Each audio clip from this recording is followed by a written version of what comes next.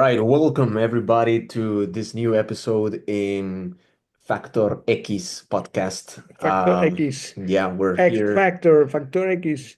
It's this new episode is gonna be it's a very special one because it's not just me and Albert like always, just talking things that maybe you guys think we don't know, but we actually know. It's just that you're just getting to know us better. But this time we're bringing someone new. We're bringing some guy he's known actually as the $71 million man, Yeah, the $71 million man. He's just got back from Medellin, Colombia. So it would have been great to have done this podcast 2 weeks ago. Maybe you guys would have gone there and find him and ask him some questions, or I don't know. But this guy, as I call him, I don't know if this is gonna be his new name. Also, I call him the crazy gringo. He is a cowboy of the copy and the marketing on the yep. highest level. So here we are with Kyle Milligan. Hello, Kyle. Hey, Kyle, I'm How you so doing, man? honored to Hey, be boys. Yeah, thank you. Thanks for having me. I appreciate it. here. Nice. Yeah, Kyle. So, first to start, man, like, how was Medellin, man? How was your experience there? It was really dope. I don't really know the area very well. It was my first time. Uh, and I was there with a bunch of people who had some basis in English. So a lot of it was sort of me sort of standing around like a goofy little grin, like kind of nodding my head at everything. I Yeah, realize I can understand Rolo Spanish a lot better than I can like Rolo, Medellin Oh, Rolo Spanish. Spanish? Bogota, Yeah, Bogota. that Oh, Yeah. that shit really? was a lot easier to like. I could pick out words, but when some of the people in Medellin start talking, I couldn't understand anything. Oh And no, so I man. started to realize there's different dialects and accents, and I can Yeah, understand Yeah, no, some better than no. others. yeah. But yeah, Medellin, it was fun. Nice. Medellin Spanish is different, but Medellin, what do you feel about how do you feel about the vibe of like they're different, right? Like Rolos and Medellin people. Yeah.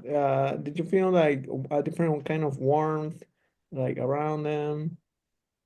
I would say I think I hung out with a lot of folks from Bogota. There was a artist Oh, Fade was having a concert in Medellin, and a lot of people traveled from Bogota to be there.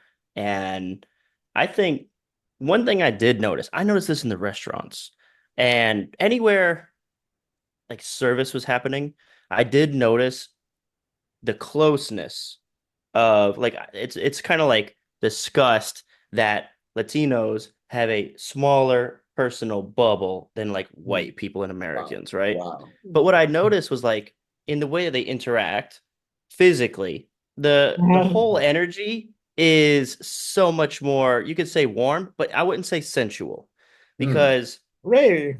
yeah, like I mean, yeah, there's a lot of sensuality, Well, would you but say like maybe like a what little bit flirtatious sometimes? Flirtation? you could say that. You could say that, but you could tell it wasn't like dirty. You could tell it wasn't dirty. But yeah, Oh, it was no, kind of no, like it Yeah, no. was kind no. of nice and warm.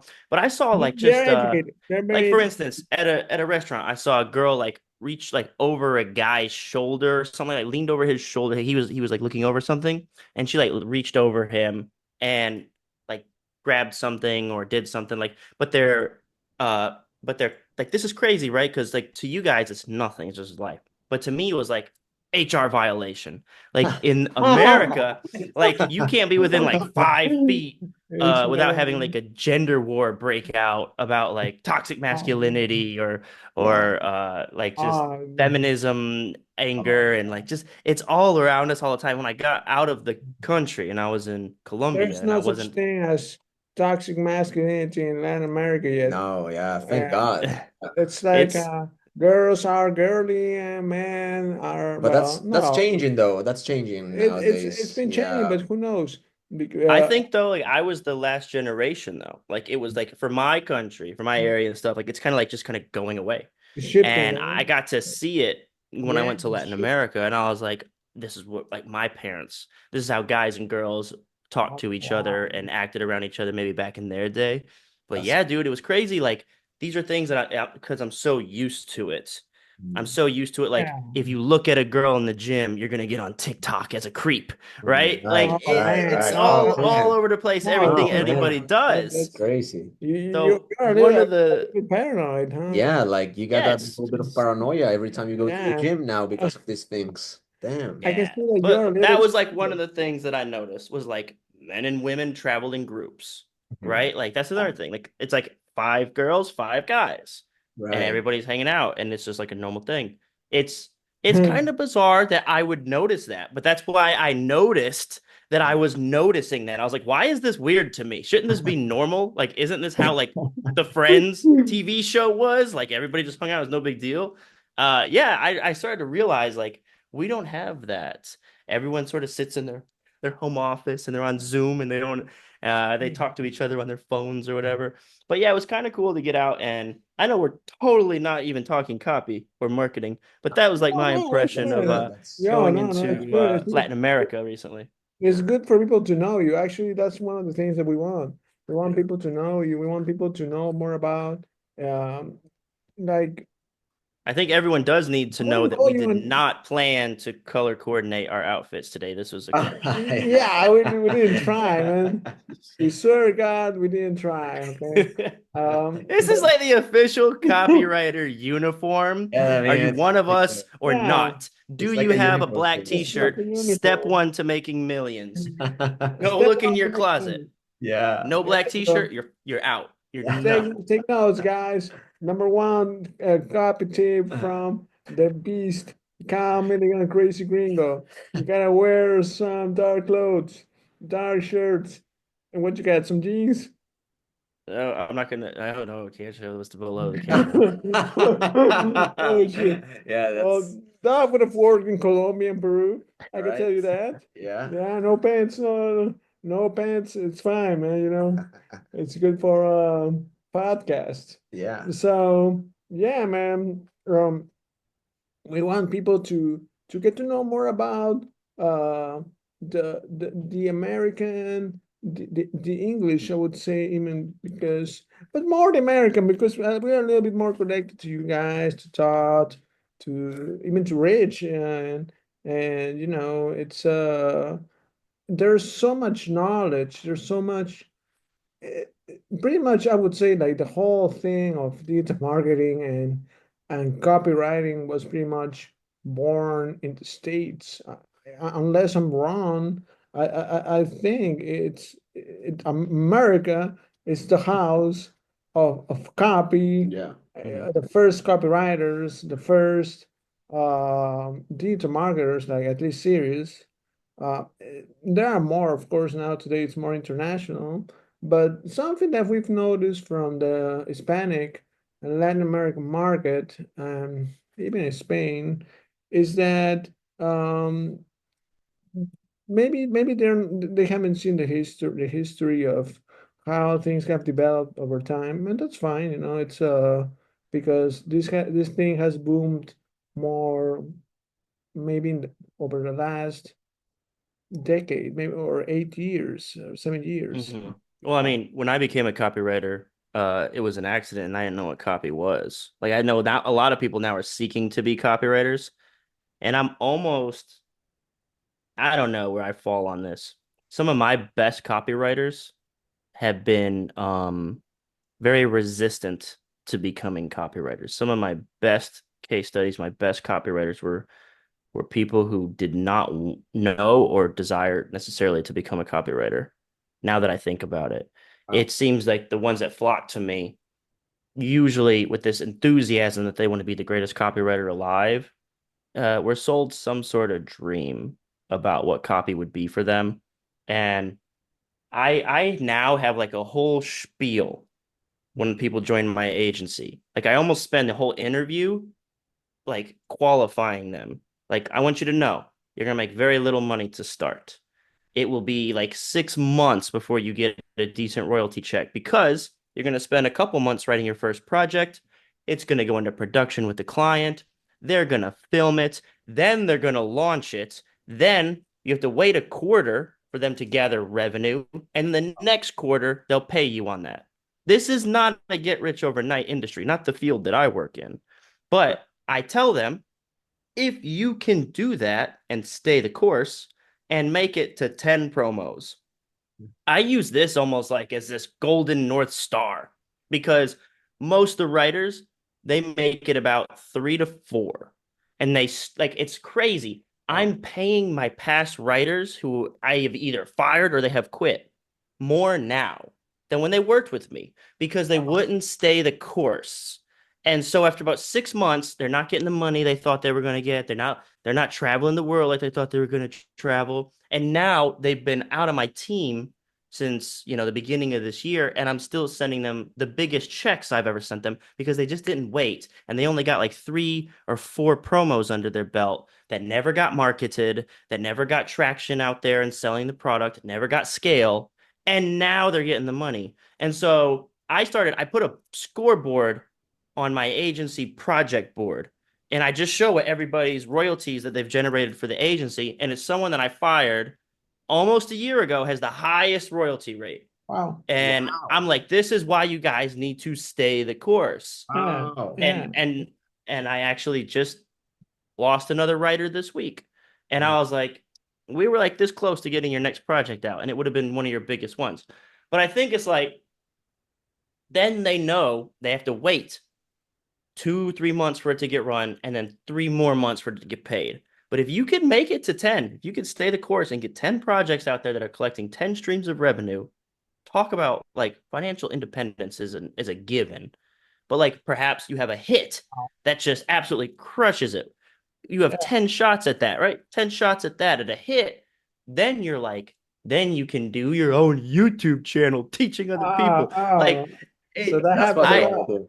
That happens a lot, I guess. A lot of guys want to just do their own YouTube channels. Yeah. Is that what's going Yeah. on there? Oh, Oh man. I'll tell you a pet peeve of mine.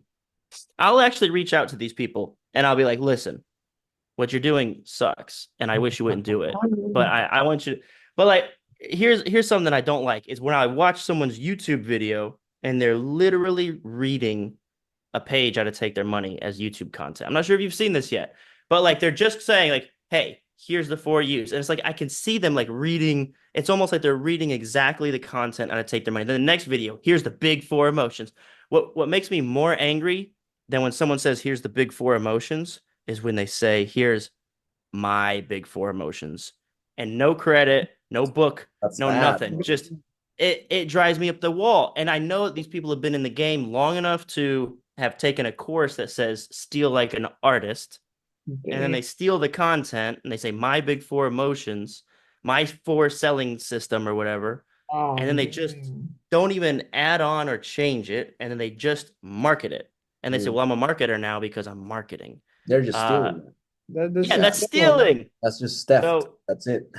now I'm ranting about marketers. Just so you know, just so you know, man, we've actually talked about the big 4, but we've always said this is from a guy that you even don't even know today, but one day you'll know, and his name is Kyle the G Milligan. You know, Cowboy G. the Cowboy G Milligan. So just want you to know that, because that concept has been so important for creating promos to us. When you actually show us that top one 2021, we saw that, my mind, my brain just melted. You know, it's like, Jesus, what is this guy on? Who is this guy? Who sent him to us?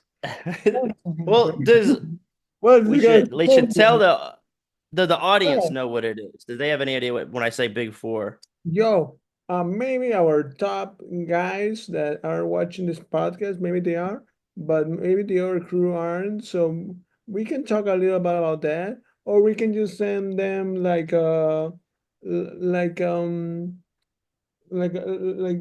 lead magnet. Yeah, the PDF. Some PDF. Yeah. All right. So I will drop song. I'm not going to just pitch. Let's summarize it, because a lot of people may want to know. Yeah. Of course. So what we keep describing here is the big 4 selling emotions: new, easy, safe, and big. And essentially, I'm actually giving a webinar on this tomorrow. You know, Sean McIntyre at Copy That. Yeah. Right. Okay. Oh, So he asked me to participate in a copy workshop that he's doing for, I think it's for like 20 people. I think it's like a high ticket thing. And, you know, I could kind of choose what I wanted to talk about. And I think what I'm going to dive into are what I call advanced tactics, advanced NESB, because there's different levels in NESB. What I would call level 0 of new, easy, safe, and big is where someone just parrot like a bird. They parrot it out. They repeat it like a robot. They say, I've got a new mechanism. It's super easy to use and safe, and it's going to have a big impact on your life. That's not really using NESB. That's just saying the words. Yeah. Using NESB would be like I describe in the book, Take Their Money. yeah. In the book, I tell you, like, these are the words that will trigger the feeling that something is new, that something is easy, that something is safe, that it's going to make a big impact in your life.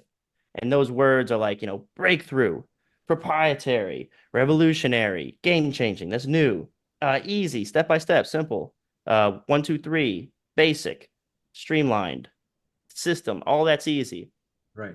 Safe would be like patented, proven, scientifically proven, doctor approved, any of that stuff. And big were like, breaking, massive, huge, incredible, outrageous, blah blah blah. Those are level 1 copy, level 1 NESB. Right. But there are ways that you can demonstrate NESB where you don't even say any of the words or say NESB. And so one of those concepts I'll give you a tease is gonna be when then. And whenever you can establish a pattern of when then 3 times, you've established safe and predictable without ever saying it's safe and predictable. So, for instance, I'm writing about a product that predicts the stock market or something like that, right? And it's got like 3 green lights. So I say when these 3 green lights go green, that means this stock is going to begin a bullish run. And Right. look right here on December 2nd, 3 green lights, and Wow. the stock went up on a bullish run.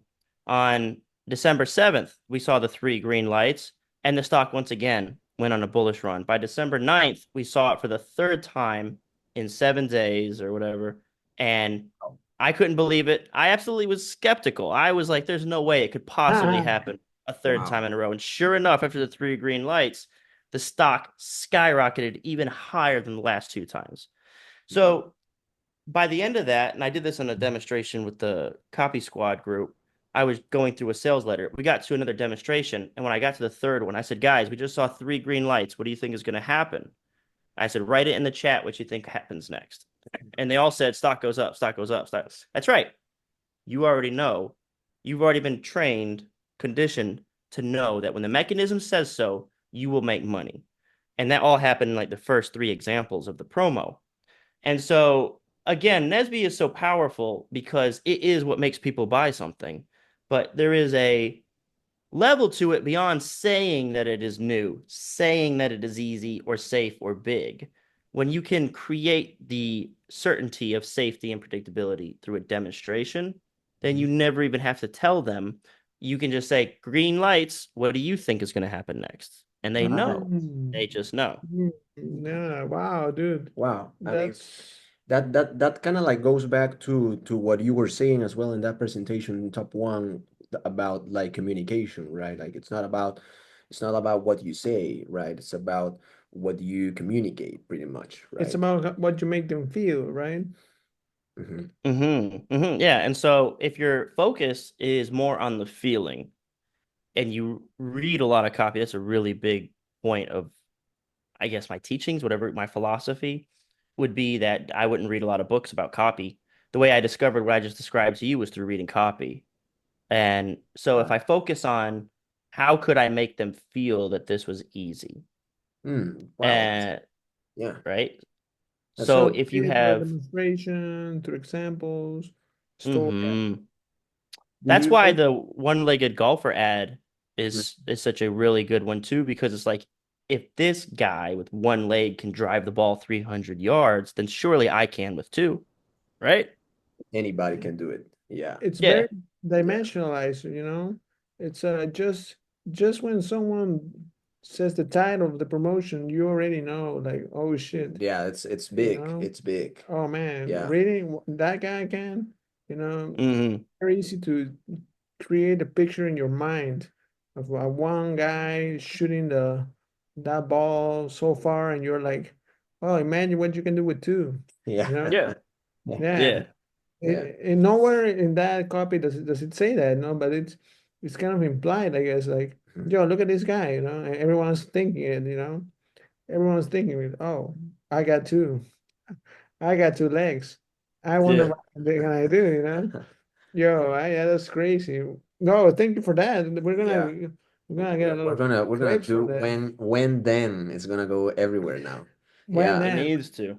when then. when then, wow, I Would like you that. say like would you mostly apply that to like systems, like for a system lead or for a system promo, or would you like apply that for even like a method for, let's say, becoming the most confident version of yourselves, like something like that in that need?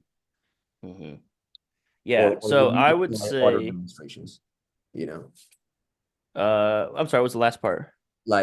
Or maybe you would go for other kind of demonstrations in other niches. Yeah.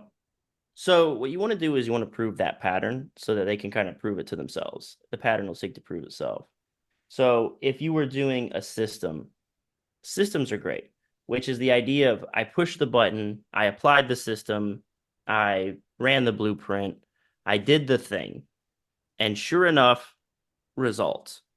Right. Now, part of like the deeper NESB tactics is the idea of drama in your demonstration. So I like to create a little bit of drama. So let's use the exact same demonstration we just did, which is the three lights go on and the stock is going to go up. So what I would do is I would create some drama, which will amplify or it'll give away the new and only emotion. All right. So here's how that would look. It was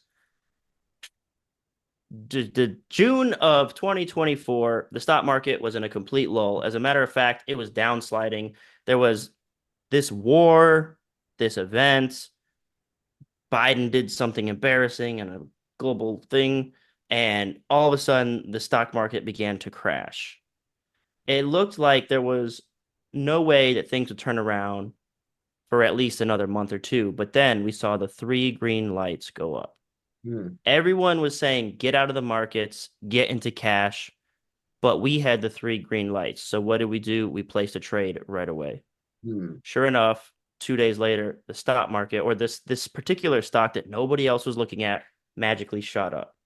Hmm. So the things that I'm doing in there are I'm painting a context where this is very unlikely. I'm painting a context where everyone else was saying, get out of the markets, get into cash, don't do this. It's a bad idea. And yet we had three green lights that said, do it. And Right. against all the odds, we did it and it worked. So as I'm doing this one, two, three times, establishing the safe and predictable patterns, I'm also demonstrating that we have a new way that's we're the only ones doing it. And it's all embedded in this one demonstration. Right. So when I did the top one presentation, I basically gave you a headline and I said, increase your strength or something like that. And then I started to use like specificity, new, easy, safe, and big, and say a new system for increasing your strength, like the new Mike Tyson push-up system for increasing your strength 300%. And so I just continually layered new, easy, safe, and big into that headline.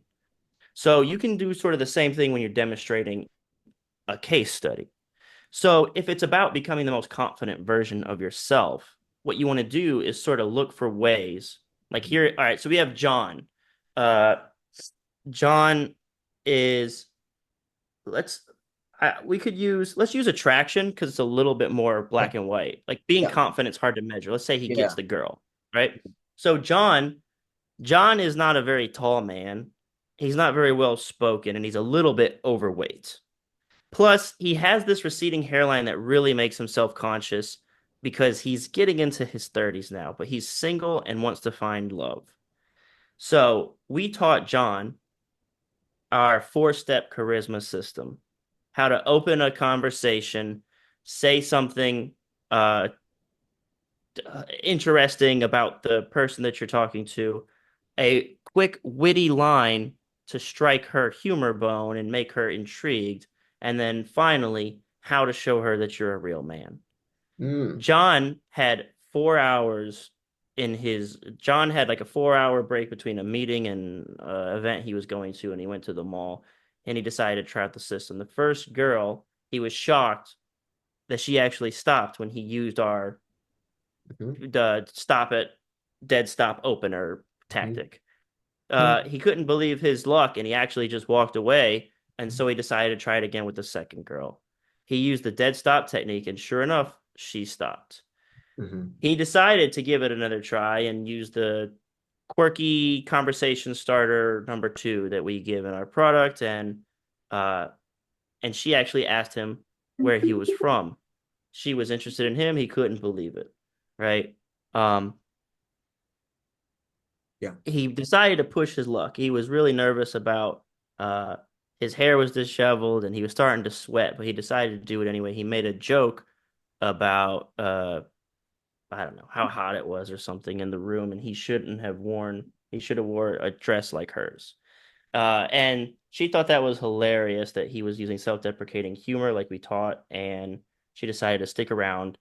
And then before he left, he said, all jokes aside, I think you're really cute and I want him to come talk to you, and demonstrated that he was a masculine man or something like that. So that's way too in depth. Let me describe what I kind of did there, because I'm trying to like build the system in my head as I'm doing it. What I would probably have done here with this illustration, I'd zoom out for the lead. So let's say John is an overweight, short, fat dude who's balding.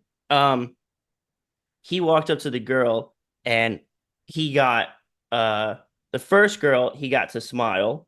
The second girl started asking him about him. But the third girl, the most pretty of the 3, actually gave him her number. So, okay, I actually just over-explained it. That's something that I would wait for the very end of the sales letter or sales presentation, when I've actually revealed parts of the system. But for the lead, I would just give the results, that whenever he did this, then that, then this, then that. He walked up to a girl with the system, he got a positive result. He walked up to the girl with the system, he got a positive result. Walked to the girl with the system, a positive result. And then you say, well, what is it? Well, it's actually a simple 4-step method that we use to approach any woman that you find attractive. It takes all the guesswork, because you're going to be fumbling and thinking about what to say. Simply use these 4 techniques instead, so you can always be present and charismatic and get the girl. And then now you have that doorway. Now, so what are the steps? I want to know more. And you can begin your basic building block of, well, here's the problem. Most guys walk up to girls. Here's the number 1 problem. In this example, because of what I just said, I'd say they have too much on their mind. They're trying to think of what's smart to say. Should I be funny? Should I be cool? Should I be tough? Should I be goofy? Should I be charismatic? Or should I be mysterious? Well, forget all that noise. What you need is a system that you can repeat without having to think. So that would be my solution. Insert the method again. So there you go. That's like how you write a sales letter, I guess, 101. Yeah, absolutely. And we can see how you put the drama in there, right? Like it's not just like one of the common mistakes that, for example, a lot of people like marketers make, is that they introduce a testimonial and they just put some random quote and that's it, right? Whereas in your case, it's more like, so here's what happened with this guy, and he had a receding hairline and he had all these insecurities, and then he tried it. He thought it wouldn't work, but he tried it, and lo and behold, it worked, you know? So it's very dramatic, right? And keeps people engaged for sure.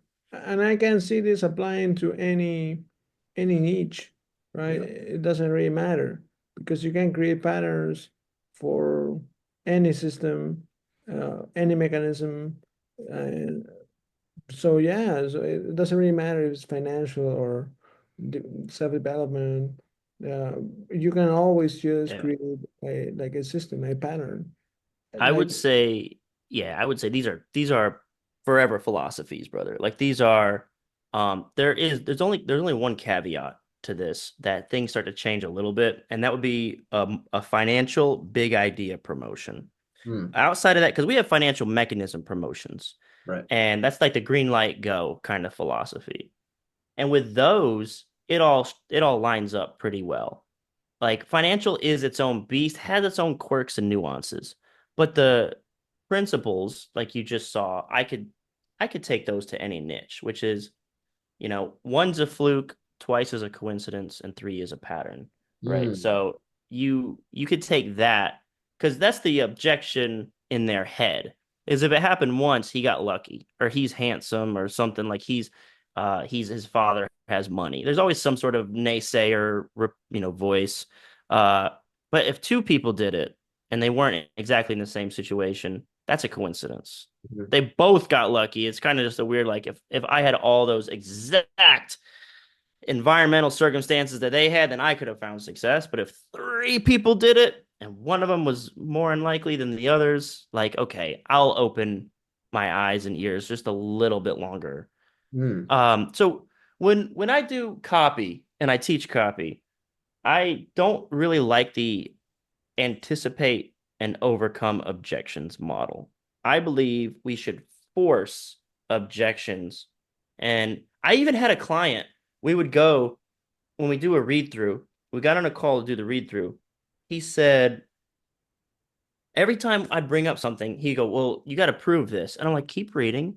And he go, there it is. And he gets the next line. He's like, you can't just say that. And I was like, no. Next line, keep reading.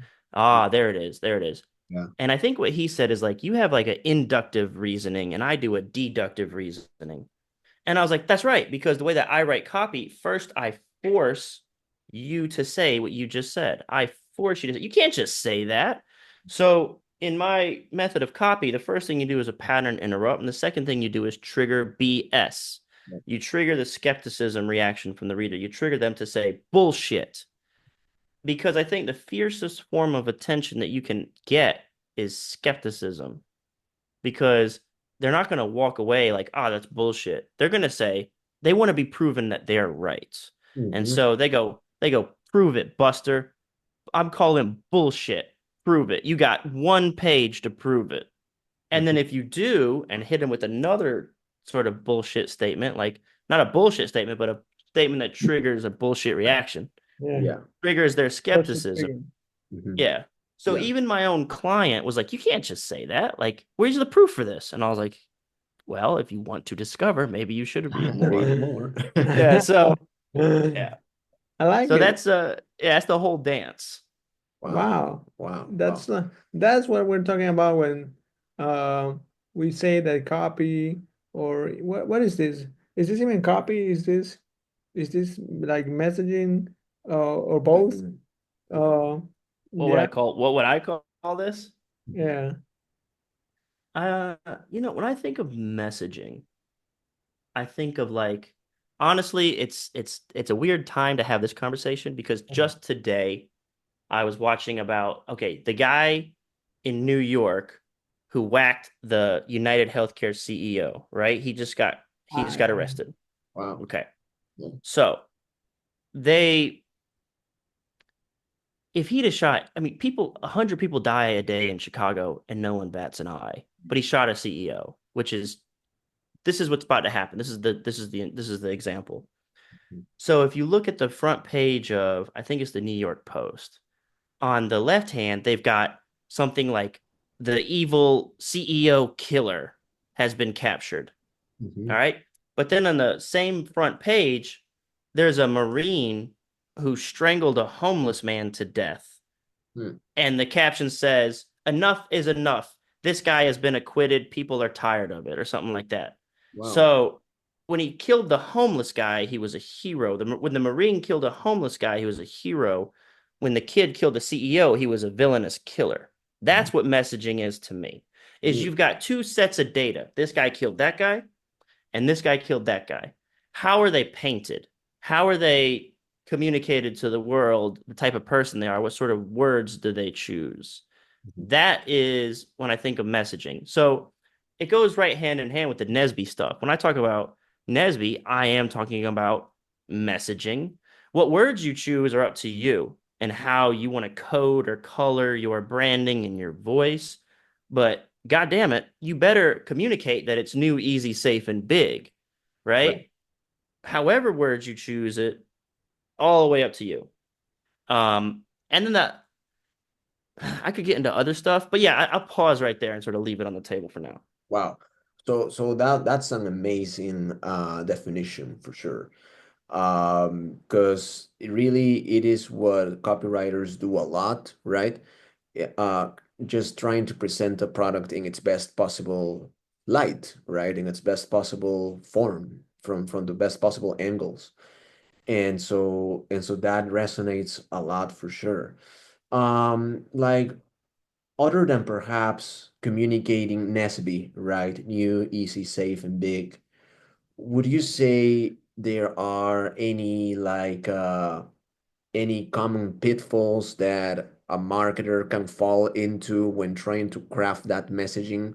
Like, one of them is, like, just saying the words new, easy, safe, and they think that's gonna make it, but that doesn't make it. Would you say there's any other type of pitfalls that, like, guys should avoid? Mm-hmm. Yeah. There's hundreds of them. I would say the other one is when it's like I call it value stuffing. And I Mhm. see my own writers do this all the time.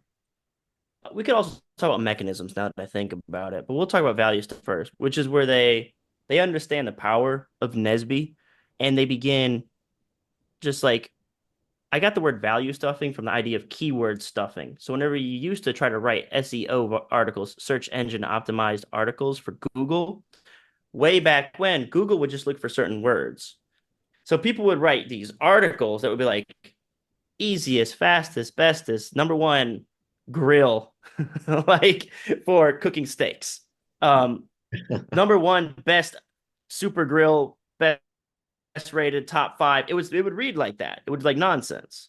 So what I'll see is value stuffing, which is where like someone will just use the NESB words. And I'm like, dude, what am I supposed to take away? It's not even like a human is saying this, where it's like simply like I'll see a writer use the word simply in a context that makes no sense.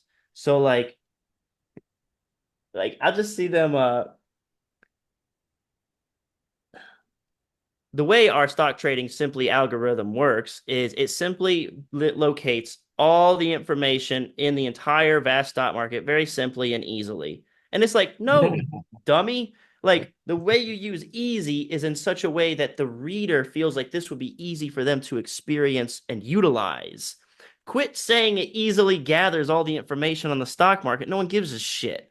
Like Right. the idea is I want the reader to feel like it's an easy thing to use. So Right. I will see complete sentences that are value stuffed. And then the other problem would be the multiple use of all NESB angles in each sentence. Some sentences in copy are like 4 words, then dot, dot, dot, and then 6 words, dot, dot, dot.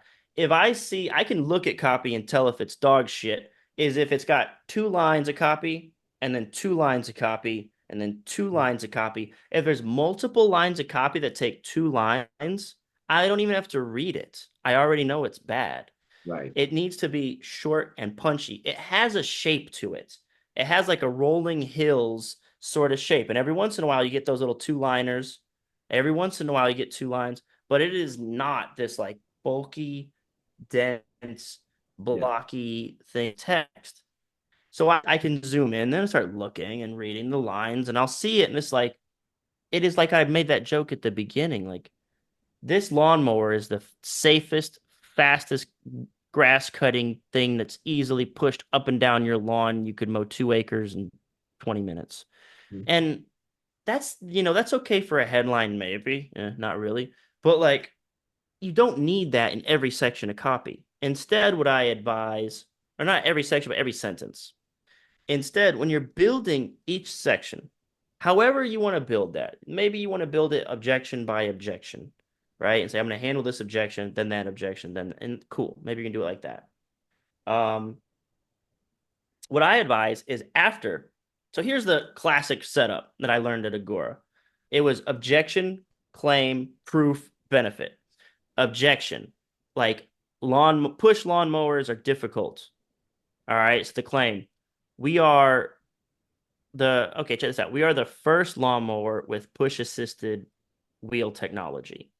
Mhm. All right, proof. Look, we're going to give this thing, we're going to let a toddler play with the lawnmower. This Chihuahua pushes the lawnmower with ease. Okay, so there's your proof. The benefit is you can apply like 1 pound of pressure, the wheels automatically detect it and start pushing the lawnmower for you. Okay. Cool. After that, I would spend, that's objection claim proof. In the benefits section is where you wrap up your NESB. That's all NESB stuff because the only benefits they care about are NESB. Okay, so right here, instead of value stuffing and trying to explain how this feature of push test, push tech technology, push assistance technology, or whatever, I just made it up. Yeah. Instead of explaining how it's safe and like doctors recommended, or it was made by a NASA engineer, right? Which would be a way to present it as safe, credible, or that it covered the most lawn. Don't go that way. Stay with the easy emotion. Stay with it. Stay with it until you're done with that section. So whenever you finish showing your proof of like, look, we had this old lady mow her entire lawn with ease, right? She's got a replaced hip and 2 fake knees, and she was able to push it up and down the lawn. Cool. Not only that, like then I would just be like, this means, or, and I'd launch into easy statements. Look, you don't have to be able-bodied. You don't have to be very strong. You don't have to, it doesn't matter if it's 100 degrees out, you'll be fine. Whatever hell easy things that you could think of for a lawnmower and trying to lower that barrier of resistance, I would stay with that. And in the next section, I would lean into a new emotion because when they walk away from this one section, it's going to seem like, damn, that shit seems easy. But if I'm watering the messaging down by also talking about, oh, it was made, actually, we brought in a famous engineer, a Nobel Prize winner from Germany to develop this technology. Like, no, dude, don't talk about that. Stay with the easy thing. Don't go and say like, we are going to do 300 million people have bought them already. I don't care about the social proof right now. Don't bring in the social proof. Don't bring in the safety element. Stick with that over here, right? So what you could do for the safety section, you want to talk about, it's guaranteed for life. That's because we brought German engineer who also worked on the Dyson vacuum and worked on this other really important, incredible, and a demonstrably good thing, and has sold 10 zillion products and has 400 patents to his name. We knew that he was the guy to build our superior technology, right? So then all of a sudden, all those things fit together, and it feels like it was built like a fucking Hummer, like a tank. Like, oh shit, this is, by the time I get through all of those pieces of proof, you have this left impression of this must be built like a truck. Right. And it's because I didn't mix the two messages. I didn't talk about how easy it was, and it was smartly designed, and a million people use it, and you can clear a whole big lawn. And like it's just, don't mix messaging. So you're talking about messaging and pitfalls. The pitfall is when you discover NESB, you think, oh, it needs to be all Nesbian emotions on every single line, and it's simply not true. Wow. That's a big one for sure. That's a big one for sure. I mean, that's probably one of the most common misinterpretations that I see as well with our students, right? Like trying to put everything in one sentence, or trying to rush and put everything in one paragraph or one page, and yeah, Like trying to pack emotions, yeah. Yeah, Yeah. yeah. And they don't prove anything with that, right? Like they don't prove anything. They don't overcome any objection with that. So that's definitely key. So when it comes to, for example, Kyle, like creating a new promo from scratch, right? And so you gotta come up with that messaging, right? You want to make sure that you present it in the best light possible, like kind of going back to the example from the New York Post, right? Like you want to choose how you present those ideas. What's typically the first thing that you do when you have that challenge in front of you, when you have to make that promo from scratch? All right. So that's basically like the how to start. Mhm. So when we start, and again, I primarily work in financial publishing, but like we discussed, this works for pretty much everyone. When you start, you have two givens, you have two things, because you're working for a client if you're a copywriter. I mean, maybe some of your listeners or viewers are their own client and they're trying to sell their own product. So you got two things: your client, the guru, and his system. Everything else is kind of an unknown, because when you ask them, like, what do you do? So we'll go to the guy, the dating, the Mhm. pickup super secret way to get girls or whatever. Mhm. You ask that guy, what do you do? And he's like, I'm a dating coach, or I'm a pickup artist, or something like that. It's like, all right, well, what do you do for guys?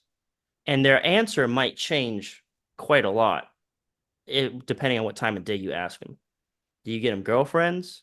Do you help them become more confident? Do you help them get laid? Do you help them be more alpha or confident or dominant? Mhm. So what is that? That's the promise. All right. Mhm. In financial publishing, it's almost straightforward because it's always money. In Right. financial publishing, you're always trying to get money. In health, I mean, they're named after their outcomes, right? You're trying to get health, but what does that mean? You want to get abs, more energy, this or that. Like health can be a little bit nebulous. And then in dating, it's the same sort of thing. Like, do you want to be a BDSM guy? Like, do you want to be known for this really dark, edgy stuff? Or do you want to be like, you have to sort of pick how that's what messaging is. You want to pick what is that promise you want to deliver. So when you start, you got the guru and his system. So the first thing that I say is for financial, I say, what are we looking for? And they're going to say something like, oh, we're looking for good trades. Okay.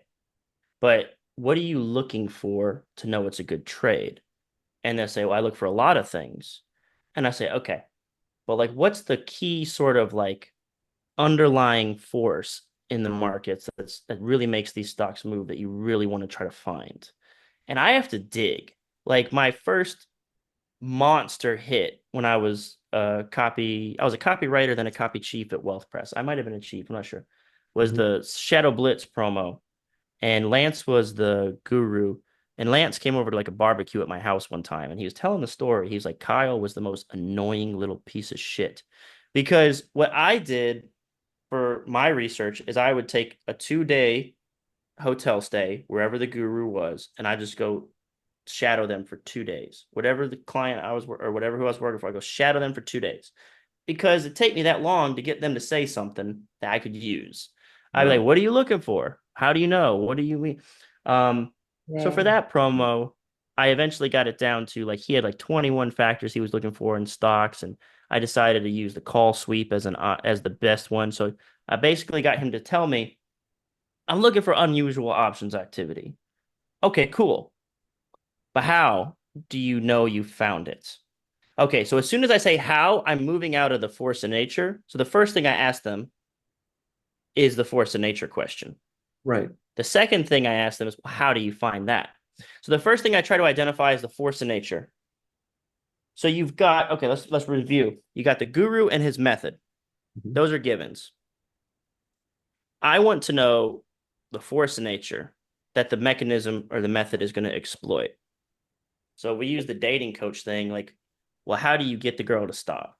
Like, let me think. This one I have to think about because I'm using a how question now, and it's messing up my little explanation. But with my gurus, let me stick with my gurus for now, and then I'll try to move it over. So Yeah. once he tells me he's looking for momentum in a stock, or he's looking for unusual options activity, or he's looking for institutional accumulation. Okay. That's what you're looking for. Now, how do you find that? That's when he's going to tell me about his system or his method. And he's Right. going to say, well, first I do this. All right. I got all these things. So we'll stick with the Shadow Blitz thing because it was like, that's my best messaging of all time. And it's the one that most people butcher. So he says, I'm looking for unusual options activities. Like you can tell that insiders are trading these things. And I say, how do you find that? He says, well, I look for a volume spike. I look for open interest over something, total volume. I look for theta or delta. And I look for a call sweep. And I was like, okay, I've never heard of this call sweep. What's it? I asked him what everything was, but he told me call sweep. And he said, here, I can show you, which is always a green light. Like if he can show me, even better, it means I can show the reader. He says, look at my scanner. He says, right here, see this? He says, see all these call options been bought? Look at the timestamp. All the call options bought here in this exchange all the call options bought here in this exchange, and then all the call options bought here in this exchange. We call it a call sweep because they bought all those options in all those exchanges. Now, here's the crazy thing. A call sweep usually is overpriced, meaning this person paid more than they had to so that they could get the calls. Why would someone overpay in the stock market? Because they know something's up. Right. And so, okay, now we have a whole picture. We have our force of nature of the unusual options activity and the people making the moves. And we have our method for detecting it, which is the mechanism. Let me define force of nature. The reason I call it a force of nature is because it is outside of my control. It's outside of the guru's control. A call option sweep, or an option sweep, or insider trading, or unusual options activity has nothing to do with me or Lance. We don't control it. It just happens. Right. But we can develop a way to detect it or find it or exploit it or leverage it. And that'd be our mechanism. That's how you distinguish the two things. All right. Some people call this an opportunity. Right. In health, let's say you want to lose weight and you need to get your gut bacteria Right. good. Having good gut bacteria is a force of nature. Mhm. But you can manipulate it with a pill to like make your gut bacteria healthier, which causes you to lose weight. Right. But good gut bacteria just makes weight loss happen, good, bad, or indifferent. If you have this gut bacteria, you lose weight. There's no stopping it, or it's just a force of nature. Now, Right. if you want the good bacteria, I've packaged it in this pill. That's the mechanism now. See that? Okay. Right. So I think I heard this call it catalyst, or is it different? Like a catalyst or like something. maybe the thing is, because we all have sort of different lingo for kind of Yeah. similar things. My catalyst is what is the event that pours fire on the force of Oh, nature. Oh, yeah. wow. Okay. Okay. So the That's Shadow weird. Blitz promo That's actually deeper. had one of those. So Right. I'll explain the catalyst next. So here's where we are with the messaging conversation. What I had was this call sweep thing that was happening, and it was unusual options activity. And what it meant was like someone knew the stock was about to go up the next day. Like they just had to because they were overpaying to get as many call options as possible. That was the force of nature. And I said, how do you detect it? And he's like, well, I got this scanner that's like 21 points that it looks for. And one of those things that it looks for is the call sweep. And I was like, okay. So my plan was to write a promo about football. This is messaging. Mhm. I had three choices. My first one was like football, and I was going to call it the inside blitz because like insider trading, and the blitz was the call sweep. Mhm. So I was thinking inside blitz, but then I was like, I've just never seen a sports promo work. I've never seen a sports themed uh big idea ever play out and make a lot of money. So I scratched that. Mhm. The other one I had then was sort of like a warfare angle. Like I liked the blitz idea. It seemed like this very rapid, fast blitz thing. So I thought, okay, what if I started Googling blitzkrieg Mhm. from the German warfare tactics, and I was Oh, looking, is there some sort of story or angle I could use around the blitzkrieg and make it work for this promo? Right. And again, I was like, the problem is it's too closely tied to a very dark history that I Yeah. don't yeah. want to bring up in my messaging. Yeah. So again, we're talking about messaging, and I'm like, what are the emotional, like, what's the first thought that someone has, when we talk about these things? Like when I talk about sports or when I talk about blitzkrieg warfare, like, does this make someone get Yeah. excited or curious or want to buy? And I was like, I just don't think it does. So what I Distracting. ended with, It's what very I dis- ended with, yeah. what's that? Yeah, it's distracting. Like Yeah. call it blitzkrieg. Mhm. Mhm. Yeah. People It- come and think something else Yeah. immediately For no reason. for no yeah. reason. Yeah, it distracts from the point I'm trying to make. So I ended up coming up with my own name because I knew I wanted to stick with Blitz. And I called it a Shadow Blitz because it was done in the options market. I think it, Uh funny story. I have heard that the first off, this thing did really, really, really well. But I have heard that the FTC said that that company can no longer use the word shadow or blitz together at anymore. No way. Yeah, well, I No way. Is They that can't when you know you kill it? That's when you know you kill it. when you get a letter from the FTC. That's the new standard for success now. Yeah. It was a big one. They wanted to, it was crushing it. Wow. Wow, Wow, that's dude. amazing. Meanwhile, yeah, I got a whole gripe with the FTC. Meanwhile, you got things like again, United Healthcare denying 33% of its patients coverage, and we're the criminals for selling options programs. Like, are you kidding Yeah, me? right. Yeah, Go figure. go figure. So Yeah. Wow, dude. that's the story of the messaging, like how I went from like how did it start? It started with I have the guru, I have his method, and now I need to figure out what he's trying to look for with the method or what he's trying to get out of the method or exploit, because there's three pieces. There's the mechanism, the force of nature, and the results. So he was using 21 criteria to discover insider unusual options activity to deliver basically overnight gains, because if that's why I wanted to use Blitz, because if someone did that, it meant the stock was about to pop soon, like in the next 24 hours. So the messaging came from the nature of the opportunity and the mechanism that we were using. And Beautiful. because it was sneaky, because of the call sweep by its nature is sneaky and it was explosive and fast, I wanted to use Shadow and Blitz. And that's how I came up with the messaging for that promo. That's a Beautiful.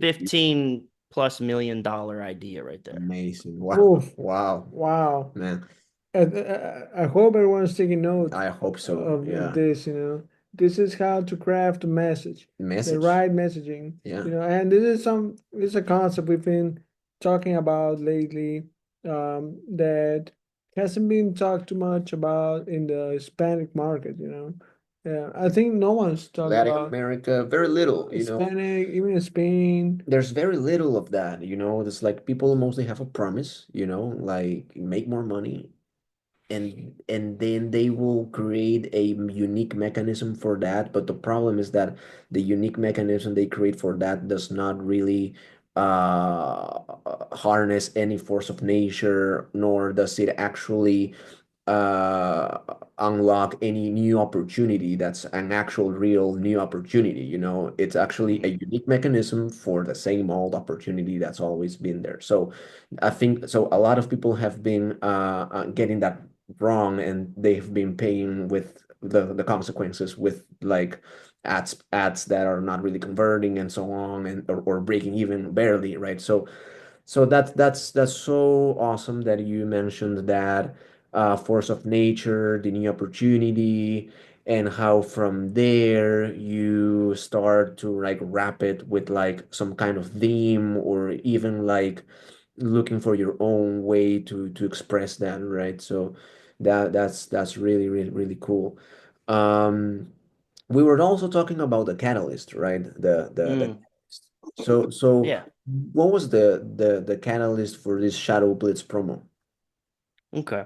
So I had to give an origin story for my force of nature. If I want to talk about insider unusual options activity, so insider trading or unusual options activity, I had to talk about like how was this possible? So that's the first question I usually address. And once I come out of the lead, like first I write the whole lead, the first thing I usually address, it goes lead, credibility, and then like in this problem section, you can start to build how is it possible. And what I said was I blamed it all on Enron. And Enron was this company that went bankrupt, was a big fraud. It robbed its shareholders blind. And I said they did this so the insiders could get rich. And it caused this thing called Sarbanes-Oxley, which is this big legislation that now all companies had to go through this rigorous audit. And as a result of this rigorous audit process, information is very heavily delayed from the time it gets audited, communicated to the insiders, and then gets released to the public. Studies have shown it's like a 14-day delay. It's a big gap. And then in 2019, they actually ramped up the amount of regulation on these audits. And the accountants who ran the audits complained, like, there's just no way we'll be able to get this done in time. There's already so much we have to do. It's going to slow things down even further. So my catalyst was now that this has happened, it's only going to get worse. We're going to see more shadow blitzes. We're going to have more opportunities for All insider right. trading than ever before because there's going to be a bigger and bigger gap for insiders to exploit, and there's nothing to be done about it. Wow. Then the next thing is, well, how can they get away with this? That's why they do a call sweep in the options market. It's not out buying and trading stocks. It's hidden away in a call sweep in the options market where it's less easy to detect. Wow, wow, wow, wow. And you know what's really cool about this is that it can really be applied to any niche, right? It's like I can already start seeing like, for example, let's say the seduction niche, right? Like the force of nature could it be like something like, for example, a secret hormone in the woman's brain, perhaps like, like it's not oxytocin, it's not serotonin, it's just like this secret hormone, whatever. And when you activate it, you trigger it with our opener and so on, like Yeah. you So action. yes, so there's already perfumes that do that. Like I've seen Instagram ads for guys. The ad is like it's like really in your face pattern interrupt. Like it's like, would you beep him? And like the dude's just like pointing at this guy and there's a girl. It's like one of those like street interview things where like just walking up and harassing girls. Yeah. So he's like, would you fuck him? And then she's like, I wouldn't, but now that I smell him, I think I would. And it's like, and they're like, oh yeah, it's because our patented fragrance uses pheromones or something like that. Right? Wow. So there it is. Like that's the thing that they're taking advantage of is pheromones' ability to manipulate your chemicals, and it packaged it into a perfume so that you Wow. can get the result of attraction. That's awesome. That's awesome. Yeah. Wow, dude. Well, I think I myself have learned a lot A here. lot. Yeah. Even about actually we saw your Black Friday bag and we were like, man, we're getting this. We got it, you know. Yeah. Yeah, we were Oh probably yeah? Like more. We yeah. just want to buy more now, Kyle. We were one We're of on a shopping those spree now. we Go were for it. Only if you really, really want to. we were one of those guys that bought like at 11 Elite copy squad. 11:59 Yeah. p.m. You know, Last minute. Yeah. last, when you get the last moo. That yeah. You get no Yeah, sales for like 3 days and then $20,000 in the last 60 seconds and this Yeah, right. that always happens. Yeah, that was happening. Yeah, that was one of us. Navarro's now been reading a bunch of Yeah. copies from you. Like I'm like, Yeah, yeah. what are you doing, Navarro? Why are you not like working study right now? I'm reading this copy. I'm Yeah. reading this copy. I'm like, what the hell are you doing reading copies, man? Yeah. But yeah, man, like Yeah. thank you for that. Thank you for that offer. Yeah. We would offer it to our public here, but Black Friday, it's already been done for like a week now. So Yeah. yeah. They Uh, can still join if they would like. It's not Yeah, gonna be the yeah. same. Yo, we're Cool. gonna put a link there. Now, if someone wants this, shoot us a message.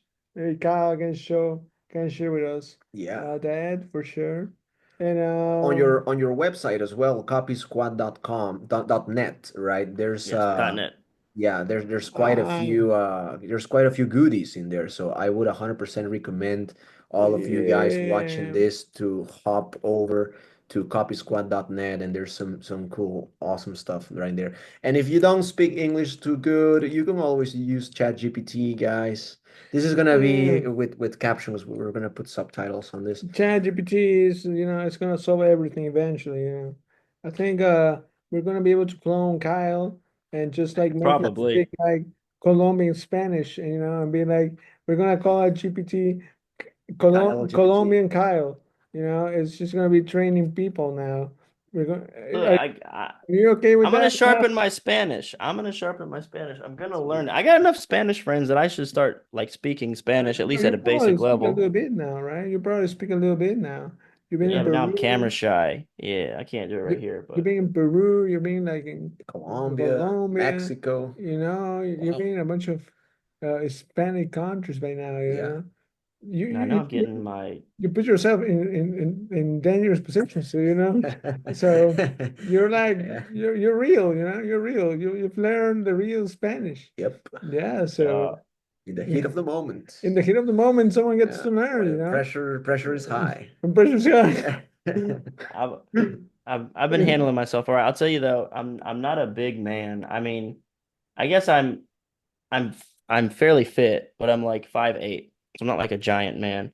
But I felt pretty comfortable I in mean, Colombia. I could see over we're some small. heads in this country. I was like I was actually We're kind of not tall big there. either, you know. I don't think that's the real danger in Latin America. Like, you know, some really known guy called Craig Jones Oh, from the Jiu-Jitsu community.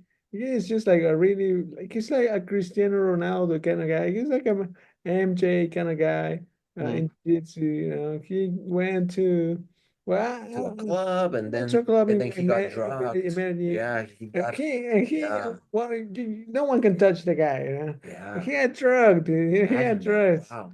and yeah. So Yeah. I mean, I'm not trying to say this to our Colombian people are watching this, not to dissuade and tell them that there are dangers in Peru too. There are dangers Oh, of everywhere, course. Yeah. everywhere. 100%. This guy himself gets in trouble Oh every my day. God. He gets in trouble.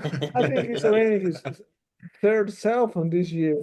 This Shut motherfucker up. been losing Yeah. phones like crazy. You know, I gotta be changing my PayPal passwords every now and then because this guy's been crazy losing his phone. Oh But yeah, man. Come on, man. Alvaro. Uh, Yeah. but you know, man, Yeah. yo, it's been a really educational and amazing podcast.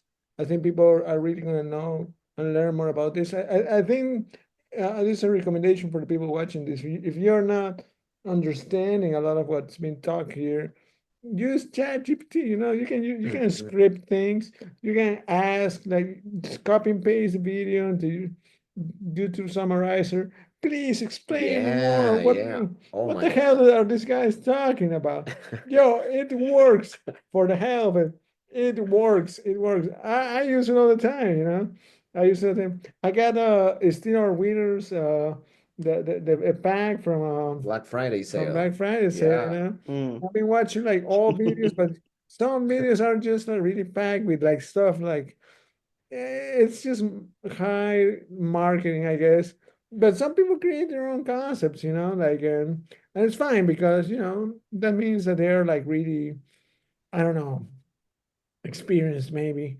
And so I'm like, I go through those videos and then I just download all the transcripts and then I'm like, all right, so can you please, this guy also has this book. Can you please make a match of everything he says in this and match it with everything it's in his book? And then ChatGPT does the job, you know? And then I'm like, okay, so what would Kevin Hogan say about these concepts? And then it just gives me, and then I have like a huge document of things that I can study. Then I apply it to my own business, you know. And this, I think, more people should be doing things like this. It's research. I don't know.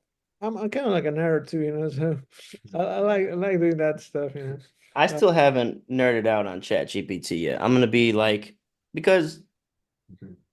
with the stuff we talked about today, like I'm like I can't I have trouble communicating this to a person. I just think that we still have a little bit of time before ChatGPT can come in and do all the stuff that we just talked about at the level that we talked. I mean, yes, it could spit out a unique mechanism and it could spit out, you know, a catalyst maybe or something like that. But like you said, the messaging, It's I tough. don't know. I've actually not used it enough. Maybe if I told it to change the messaging, it would.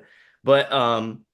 I It'll I'm give you still ideas. one of those holdouts. I'm just now kind of warming up to the idea of Chat GPT maybe helping me write copy.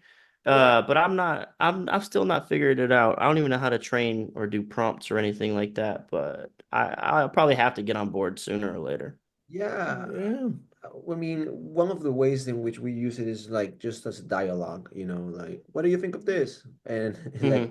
What yeah, would Todd Brown say about this? The copywriter, yeah, and Hmm. and we think, it just grabs information from the books, just grabs information from what people It's post. surprising because sometimes the answers it gives you is really good. Sometimes it does sound like Yeah, something it Todd sounds would say. like Todd's consulting. It's weird. Sometimes Yeah. it doesn't, Yeah. but sometimes we're like, what the hell? So it's got potential for the future. for sure. How did he do that? Mhm. How did it do that? Or how Yeah, did you'll know it's found Todd's voice when it's like, this is freaking amazing. Yeah.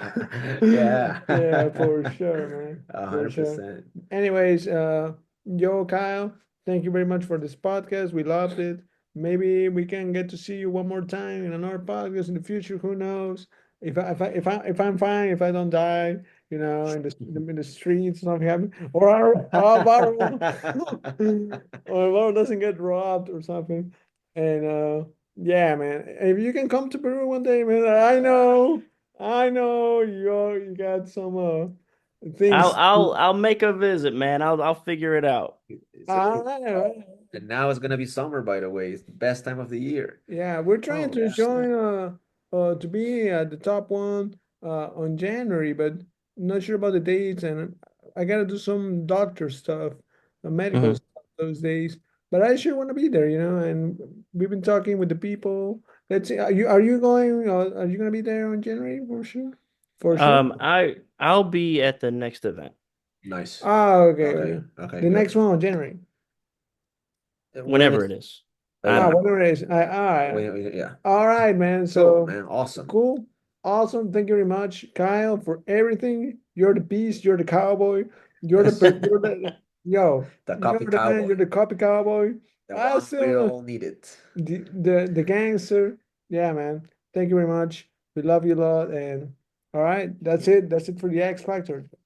All right. Peace. Guys, take care, Kyle. See you, man. Bye bye. Thank you.